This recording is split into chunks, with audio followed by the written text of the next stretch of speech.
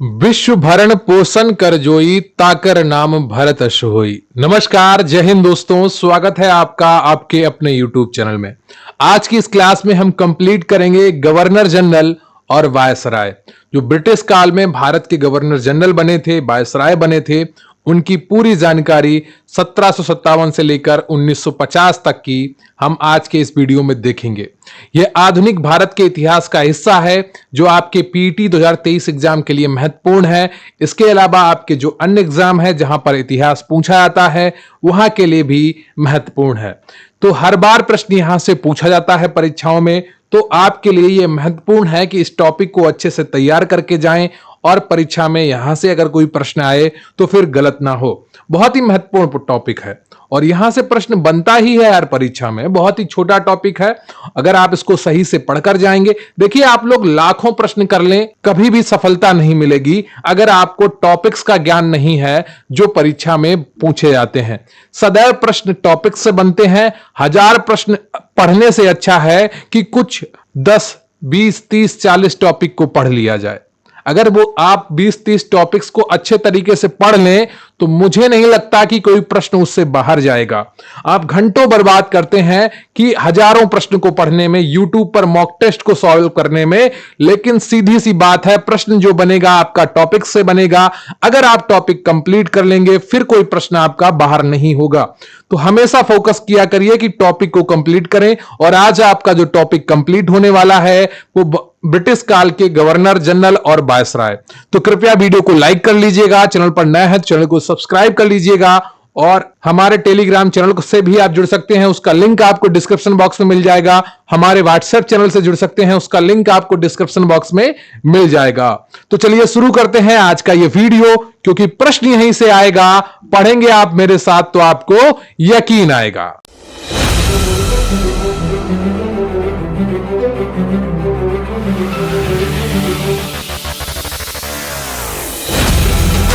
तो एक छोटी संक्षिप्त जानकारी ले लेते हैं कि गवर्नर जनरल और वायसराय ये परीक्षा में पूछे ही जाते हैं, यहां से प्रश्न बनता ही है। ये बात आप लोग समझ लीजिए। तो बंगाल का जो पहला गवर्नर बना था वो रॉबर्ट क्लाइव था। बंगाल का जो अंतिम गवर्नर था वो वारेन हेस्टिंग्स था। कौन था? वारेन हेस्टिंग्स था। क्लियर है? बंगाल का जो प्रथम गवर्नर बना था वो रॉबर्ट क्लाइव था और बंगाल का जो अंतिम गवर्नर था वो वारेन हेस्टिंग्स था। बंगाल का पहला गवर्नर जनरल वारेन हेस्टिंग्स बना था। कौन बना था? बंगाल का पहला गवर्नर जनरल वारेन हेस्टिंग्स बना था। बंगाल का अंतिम गवर्नर जनरल विलियम बेंटिंक था, जिसे भारत का पहला गवर्नर जनरल बनाया गया। तो विलियम बेंटिक कौन थे?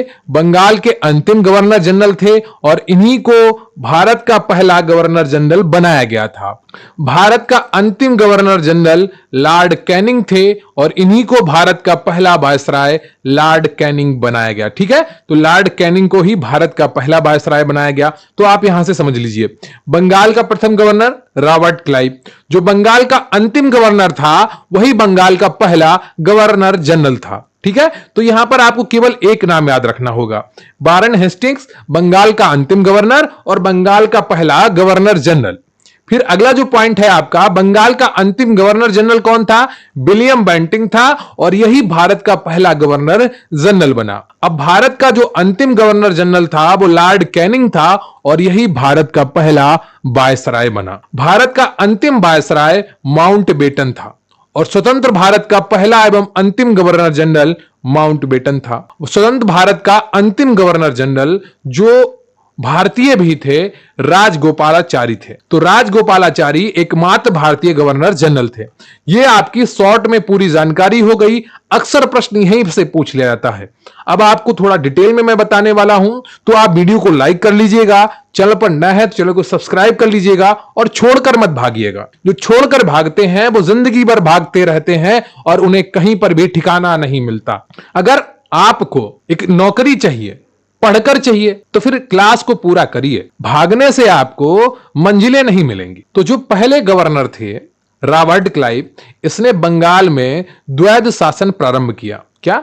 बंगाल में इन्होंने द्वैध शासन प्रारंभ किया था और ये 1757 से 1760 तक बंगाल के गवर्नर रहे। फिर अगले जो गवर्नर बने वो वारेन हेस्टिंग्स थे, 1772 से 1785 तक रहे। इसके समय पिट्स इंडिया एक्ट, राजस्व वसूलने के तहत कलेक्टर का पद, मदरसा अधिनियम, प्रथम आंग्ल मराठा युद्ध, द्वितीय आंग्ल मैसूर युद्ध हुए। तो आंग्ल मराठा युद्ध क्या है, आंग्ल मैसूर युद्ध क्या है, उनके बारे में मैं आपको अलग से पूरी क्लास पढ़ाऊंगा। आंग्ल मराठा यानी कि अंग्रेजों और मराठों के बीच जो युद्ध हुए वो आंग्ल मराठा युद्ध कहलाए। ठीक है, अभी आप इतना समझ लीजिए। यह बंगाली तथा अरबी भाषा का अच्छा जानकार था। इसी के शासनकाल में 1773 का रेगुलेटिंग एक्ट पारित हुआ, जिसके तहत बंगाल के गवर्नर को गवर्नर जनरल बना दिया गया। तो जो बंगाल का गवर्नर था वारेन हेस्टिंग्स, उसे 1773 के रेगुलेटिंग एक्ट के द्वारा गवर्नर जनरल कहा जाने लगा। अब आपसे परीक्षा में यह भी प्रश्न पूछ सकता है कि किस रेगुलेटिंग एक्ट के तहत बंगाल के गवर्नर को गवर्नर जनरल बना दिया गया। तो इसका सही उत्तर है आपका 1773 का रेगुलेटिंग एक्ट। देखिए, प्रश्न इसी से आएगा, कहीं दूर से नहीं आएगा।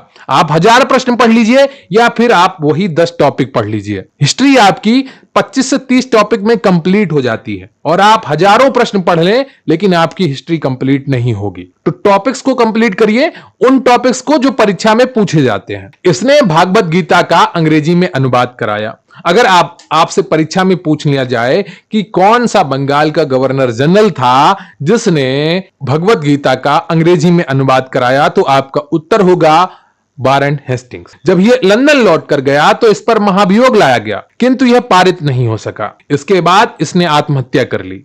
अगला जो गवर्नर जनरल था वो लॉर्ड कॉर्नवालिस था, जो 1786 से 93 तक रहा। इसने भी काफी काम किया। इसे नागरिक सेवा का जनक कहते हैं। परीक्षाओं में अक्सर पूछा जाता है कि किसे नागरिक सेवा का जनक कहते हैं। सही उत्तर है आपका लॉर्ड कॉर्नवालिस, 1786 से 93 तक रहा। इसने कर्मचारियों का वेतन बढ़ाया, स्थायी बंदोबस्त लाया। अब आपसे प्रश्न पूछा जाएगा कि स्थायी बंदोबस्त कौन लेकर आया, तो आपका उत्तर होना चाहिए लॉर्ड कॉर्नवालिस, जो 1786 से 93 तक रहा। जमींदारों की शक्ति को कम किया, दरोगा का पद लेकर आया तथा चल अदालत की स्थापना की। इसका मकबरा यूपी के गाजीपुर में स्थित है। कई बार परीक्षाओं में पूछा गया है कि किस ब्रिटिश गवर्नर जनरल का मकबरा यूपी में स्थित है या लॉर्ड कॉर्नवालिस का मकबरा कहां पर स्थित है, तो मकबरा यूपी के गाजीपुर में स्थित है। इसी तरीके के प्रश्न परीक्षा में बनते हैं। अगर आप ध्यान से समझ रहे हैं तो कोई भी प्रश्न आपका किसी भी परीक्षा में गलत नहीं होगा। जूनियर असिस्टेंट में भी सामान्य जानकारी लिखी है, उसमें ऐतिहासिक जानकारी भी लिखी है। अगर आपसे प्रश्न पूछा गया तो यहां से भी आ सकता है, इसलिए पूरे टॉपिक्स को कंप्लीट करते हुए चलें। अगला जो गवर्नर जनरल था वो लॉर्ड वेलेजली था। इसने सहायक सोच लाई, जिसे सबसे पहले हैदराबाद ने माना और इसे बंगाल का शेर भी कहते हैं। इसने बंगाल में फोर्ट विलियम कॉलेज बनाया। अब आपसे प्रश्न परीक्षा में पूछ सकता है कि किस बंगाल के गवर्नर जनरल के समय में फोर्ट विलियम कॉलेज बनाया गया या स्थापित किया गया, तो आपका उत्तर होगा लॉर्ड वेलेजली। क्लियर आपको? क्या उत्तर होगा आपका? Lord Wellesley. क्लियर आपको? अगला जो आपका गवर्नर जनरल था वो लॉर्ड हेस्टिंग्स था। इसके समय नेपाल में युद्ध हुआ। इसने संगोली की संधि के द्वारा, ठीक है, संगोली की संधि के द्वारा अंग्रेजों की अधीनता स्वीकार करवाया। ठीक है, इसने संगोली की संधि के द्वारा अंग्रेजों की अधीनता को स्वीकार करवाया। इसने पिंडारियों का अंत कर दिया तथा मद्रास में रैयतवाड़ी व्यवस्था लेकर आया। अब आपसे प्रश्न पूछ सकता है कि रैयतवाड़ी व्यवस्था लेकर कौन आया, तो आपका उत्तर होगा लॉर्ड हेस्टिंग्स। कि मद्रास में रैयतवाड़ी व्यवस्था लेकर कौन आया? लॉर्ड हेस्टिंग्स लेकर आया। इसने शिक्षा पर प्रतिवर्ष 1 लाख रुपए खर्च करने का प्रावधान किया। तो यह भी कार्य अच्छा किया अंग्रेजों ने कि शिक्षा पर प्रतिवर्ष लाख रुपए खर्च करने का प्रावधान किया। यह अलग बात है कि उनको पढ़े लिखे कुछ मजदूर चाहिए थे, जिसके लिए यहां पर ट्रेनिंग देना, शिक्षा देना बहुत ही ज्यादा जरूरी हो गया था अंग्रेजों के लिए, क्योंकि भारत में सस्ते मजदूर, सस्ते नौकरी करने वाले मिल जाते थे। अगला जो आपका गवर्नर जनरल था वो लॉर्ड विलियम बेंटिंक था और ये 1828 से 1835 तक रहा। बहुत महत्वपूर्ण कार्य किया इसने। ये बहुत ही अच्छा गवर्नर जनरल था। इसने सती प्रथा, ठगी प्रथा तथा शिशु हत्या पर प्रतिबंध लगा दिया। क्या? इसने सती प्रथा, ठगी प्रथा तथा शिशु हत्या पर प्रतिबंध लगा दिया। अगले जो हैं आपके वो है लॉर्ड डलहौजी। इसे आधुनिक भारत का जनक भी कहते हैं। इसे रेल, डाक, तार, पीडब्ल्यूडी प्रारंभ किया। जो लॉर्ड डलहौजी था उसने क्या किया, रेल प्रारंभ किया, डाक प्रारंभ किया, तार सेवा प्रारंभ की और पीडब्ल्यूडी प्रारंभ किया। इसने शिक्षा के क्षेत्र में 1854 में वुड्स डिस्पैच का नियम लाया, जिसे अंग्रेजी शिक्षा का मैग्ना कार्टा कहा जाता है। क्या कहा जाता है? मैग्ना कार्टा कहते हैं। क्लियर आपको? तो जितने भी कानून बने थे इन वायसराय और गवर्नर जनरल के कार्यकाल में, उनको मैं आपको एक अलग से पढ़ाऊंगा। वो पॉलिटी का हिस्सा हो जाते हैं, है ना, वो संवैधानिक विकास का हिस्सा हो जाते हैं, वो मैं आपको अलग से पढ़ाऊंगा। अभी आप बस इनके कार्यकाल में क्या क्या मुख्य कार्य हुए उनको देख लीजिए। ठीक है, मैग्ना कार्टा कहते हैं। यह समय याद रखिएगा 1848 से 1856 में लॉर्ड डलहौजी थे। इसने 1848 में राज्य हड़प नीति त्याग पत्र सिद्धांत लाया। इसके तहत सबसे पहले उसने सतारा को हड़प लिया। इसने पंजाब पर अधिकार करके कोहिनूर हीरा इंग्लैंड भेज दिया था। अगला जो आपका वायसराय था वो था लॉर्ड कैनिंग, 1856 से 1862। ठीक है, तो इसके समय 1857 का विद्रोह हुआ और इलाहाबाद की संधि के तहत ईस्ट इंडिया कंपनी को समाप्त कर दिया गया। जब ईस्ट इंडिया कंपनी को समाप्त कर दिया गया तो लॉर्ड कैनिंग को जो गवर्नर जनरल से वायसराय कहा जाने लगा। ठीक है, तो जो इसी के समय एक कानून आया जिसके द्वारा जो कंपनी के हाथ में सत्ता थी वो क्राउन के हाथ में चली गई, यानी कि ब्रिटिश की महारानी के हाथ में चली गई। क्लियर आपको? तो इसके समय में 1857 का विद्रोह हुआ, जिसे प्रथम स्वतंत्रता संग्राम के नाम से भी जाना जाता है। अगला जो वायसराय था वो था लॉर्ड एल्गिन, जो 1862 से 1863 तक रहा। इसके समय वहाबी आंदोलन का अंत हो गया, जिसका केंद्र पटना था। लॉर्ड मेयो 1869 से 1872, इसने पहली बार जनगणना प्रारंभ किया, किंतु अधूरी जनगणना की। अंडमान में इसकी हत्या एक अफगानी सैनिक ने कर दी थी। तो आपसे प्रश्न पूछ सकता है कि किस अंग्रेज वायसराय की हत्या अंडमान में अफगानी सैनिक द्वारा की गई थी, तब आपका उत्तर होगा लॉर्ड मेयो। और आपसे एक और प्रश्न पूछ सकता है कि किसने भारत में जनगणना प्रारंभ करवाई थी, तो 1872 में लॉर्ड मेयो ने जनगणना प्रारंभ करवाई थी, और चूंकि इसकी हत्या हो गई थी तो वो जनगणना अधूरी ही रह गई। लॉर्ड डफरिन, इसके समय कांग्रेस की स्थापना हुई। इसने कांग्रेस को मुट्ठी भर लोगों का संगठन कहा था। 1884 से 1888 तक यह रहा था और इसके समय में कांग्रेस की स्थापना हुई। इसने कांग्रेस को मुट्ठी भर लोगों का संगठन कहा था। अगला जो आपका वायसराय था वो लॉर्ड कर्जन था। यह 1899 से 1905 तक रहा। इसने क्या किया? इसने बंगाल विभाजन किया। इसके समय में बंगाल विभाजन हुआ। इसी के समय में पुरातत्व विभाग की स्थापना हुई। इसके समय बहुत सारे आयोग का गठन किया गया, जैसे पुलिस सुधार आयोग, विश्वविद्यालय आयोग, अकाल आयोग, जिस कारण इसे आयोगों का कार्यकाल भी कहा जाता है। तो जो लॉर्ड कर्जन का कार्यकाल था उसे आयोगों का कार्यकाल भी कहा जाता है। लॉर्ड कर्जन 1899 से 1905 तक रहे। इसके समय में बंगाल विभाजन हुआ। बंगाल विभाजन एक स्वयं में एक बहुत बड़ी घटना है, वो एक टॉपिक है, उसको मैं आपको अलग से पढ़ाऊंगा। तो उसके लिए आप चिंता मत करिए, कल या परसों में आपको बंगाल विभाजन पढ़ा दूंगा। ठीक है, अगली क्लास में आपको एक दो मिल जाएगा। जो आपका अगला था वायसराय वो लॉर्ड मिंटो द्वितीय था। यहां पर द्वितीय कर लीजिए, ठीक है, आई कर लीजिए, ये 1-1 हो गया है, थोड़ा टाइपिंग मिस्टेक है, इसको आप ध्यान रखिएगा। लॉर्ड मिंटो जो 1905 से 1910 तक रहा। इसके समय में मुस्लिम लीग की स्थापना हुई। 1909 में भारत के राज्य सचिव मार्ले थे और इन्होंने मार्ले मिंटो सुधार लाया, जिसे 1909 का अधिनियम कहा गया। क्या? इसके समय में मुस्लिम लीग की स्थापना हुई और 1909 में भारत के राज्य सचिव मार्ले थे और उन्होंने मार्ले मिंटो सुधार लेकर आया, जिसे 1909 का अधिनियम कहते हैं। इस अधिनियम में क्या किया गया? मुस्लिमों को पृथक आरक्षण दिया गया। इसके द्वारा मुसलमानों को पृथक निर्वाचक क्षेत्र दिया गया। क्या? पृथक निर्वाचक क्षेत्र, कि जहां पर सिर्फ मुस्लिम कैंडिडेट खड़े होंगे और मुस्लिम ही वोट देंगे। कांग्रेस ने भी इस प्रस्ताव को 1916 के लखनऊ अधिवेशन में स्वीकार कर लिया। मिंटो द्वितीय को भारत में सांप्रदायिकता का जनक कहते हैं। अब कांग्रेस की इस सबसे बड़ी गलती का गांधी जी को एहसास कब हुआ था, आपको पता है? गांधी जी तो नए नए आए थे, उनको उतना जिम्मेदार भी नहीं बता सकते हैं कि 1916 में जो पृथक निर्वाचक क्षेत्र स्वीकार किया था मुस्लिमों का, यही भारत के विभाजन का मुख्य आधार बना था। और जब गोलमेज सम्मेलन हुए और अंग्रेजों ने दलितों को पृथक निर्वाचक क्षेत्र देने की बात कही तो गांधी जी और अंबेडकर के बीच में पूना पैक्ट समझौता हुआ था। उसमें गांधी जी ने कहा कि आप पृथक निर्वाचक क्षेत्र मत लीजिए, आरक्षण लीजिए, कि उसमें वोट सब देंगे और आरक्षित पद पर दलित खड़े होंगे। ठीक है। अगला जो है आपका वो लॉर्ड हार्डिंग द्वितीय है, 1910 से 1916। इसने बंगाल विभाजन को रद्द कर दिया और 1 जनवरी 1912 से भारत की राजधानी दिल्ली कर दी। इसके समय प्रथम विश्व युद्ध प्रारंभ हुआ था। तो लॉर्ड हार्डिंग द्वितीय, कई बार परीक्षाओं में प्रश्न पूछा गया कि जब प्रथम विश्व युद्ध शुरू हुआ तो भारत में वायसराय कौन था। तो लॉर्ड हार्डिंग द्वितीय था जो 1910 से 1916 तक रहा और इसी ने बंगाल विभाजन को रद्द किया और इसी के समय दिल्ली दरबार भी लगा था। उसके बारे में एक अलग से क्लास आपको दी जाएगी। 1 जनवरी 1912 से भारत की राजधानी इसने दिल्ली ट्रांसफर कर दी। कहां से? कोलकाता से। अगले जो वायसराय थे वो लॉर्ड रीडिंग थे जो 1921 से 1926 तक रहे। इनके समय चौरी चौरा हुआ था। यहां पर चौरी चौरा लिखा है, इसको आप चौरी चौरा कांड हो जाए। ठीक है। इनके समय में चौरी चौरा कांड हुआ या घटना हुई जिस कारण असहयोग आंदोलन समाप्त हो गया। भारत में पहली बार आईसीएस यानी कि यूपीएससी की परीक्षा 1922 में इलाहाबाद में हुई। तो भारत में पहली बार आईसीएस की परीक्षा इलाहाबाद में आयोजित की गई थी। लॉर्ड रीडिंग 1921 से 1926, इनके समय में चौरी चौरा कांड हुआ जिसके कारण असहयोग आंदोलन समाप्त हो गया था। अगले जो वायसराय थे वो लॉर्ड इरविन थे जो 1926 से 1931 तक रहे।